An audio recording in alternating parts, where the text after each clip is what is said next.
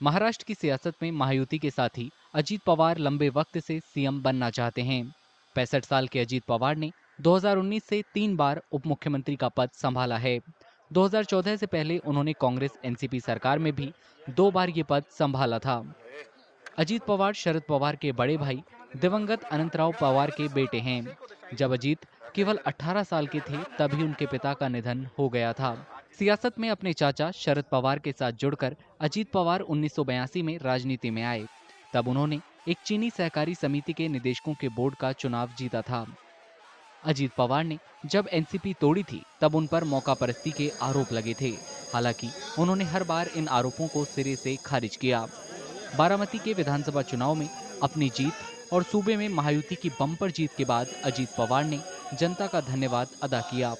महाराष्ट्रातल्या जनतेने विकासाकडे बघून महायुतीला प्रचंड अशा प्रकारचं जे यश प्राप्त करून दिलंय त्याबद्दल महाराष्ट्रातल्या तमाम जनतेचं महायुतीच्या वतीनं व्यक्तिशः माझ्या वतीनं मी त्यांना मनापासून धन्यवाद देतो, मनापासून आभार मानतो।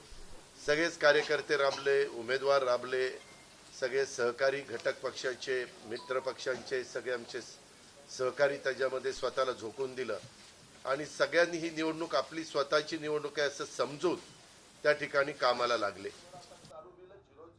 2019 के बाद से अजीत पवार के सियासी सफर में कई मोड़ आए हैं।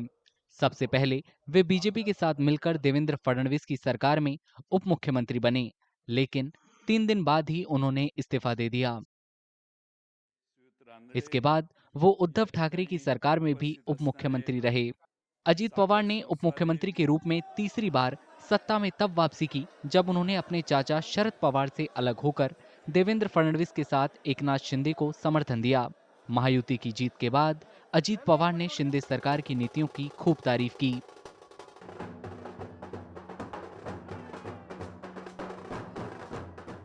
आमच्या ज्या योजना होत्या योजनांच्या बद्दल बरेच थोडीशी चेष्टा मस्करी करण्यात आली, आम्हाला त्याच्यामध्ये दोष देण्यात आला, आमची थोडंसं टीका टिप्पणी करण्यात आली की राज्य कंगाल केलं, अमुक झालं तमुक झालं।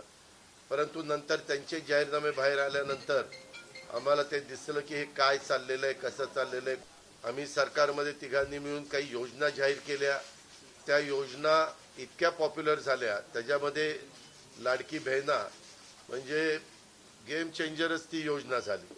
अंडर करंट असा का बहिणींनी दाखवला की मी सगळे उताने पडले। अजीत पवार वाली एनसीपी ने लोकसभा चुनाव में केवल एक सीट जीती थी। इससे उनके अलग होने के फैसले पर सवाल उठने लगे थे, लेकिन विधानसभा चुनाव में अजीत पवार ने चाचा शरद पवार को अपनी ताकत का एहसास करा दिया है। अजीत पवार ने अपने भतीजे योगेंद्र पवार को 1 लाख से ज्यादा वोटों से हराया है। योगेंद्र पवार को शरद पवार वाली एनसीपी ने टिकट दिया था और शरद पवार ने उन्हें जिताने के लिए पूरी ताकत भी लगाई थी। आणि उलट आमच्यावर आता जबाबदारी वाढलेली, कारण एवढ्या प्रचंड बहुमताने म्हणजे मी तर जसा राजकारणात आलोय तसं 222 आणि 225 महायुतीला किंवा कुठल्याही आघाडीला महाराष्ट्रामध्ये तरी कधी असं यश मिळालेलं माझ्या तरी पाण्यात नाही, माझ्या तरी ऐकवत नाही। कदाचित पूर्वीचा काळ वेगळा काँग्रेसचा असेल त्यावेळेस कधी झालं असलं तर माहिती नाही, परंतु बाकीचे विरोधक नगण्य होते त्यावेळेसची गोष्ट। परंतु अलीकडच्या काळामध्ये जसं आम्हाला समजतंय तसं तर एवढं प्रचंड यश हे पहिल्यांदाच मिळालेलं यशाने आम्ही हुरळून पण जाणार नाही। कई राजनीतिक विश्लेषकों का मानना है कि अजीत पवार ने विधानसभा चुनाव में जीत हासिल कर सारे आरोपों का जवाब दे दिया है। अजीत पवार की इस जीत को महाराष्ट्र में बड़े सियासी बदलाव के तौर पर देखा जा रहा है, क्योंकि भतीजे ने चुनावी युद्ध में दिग्गज चाचा को करारी मात दे दी है।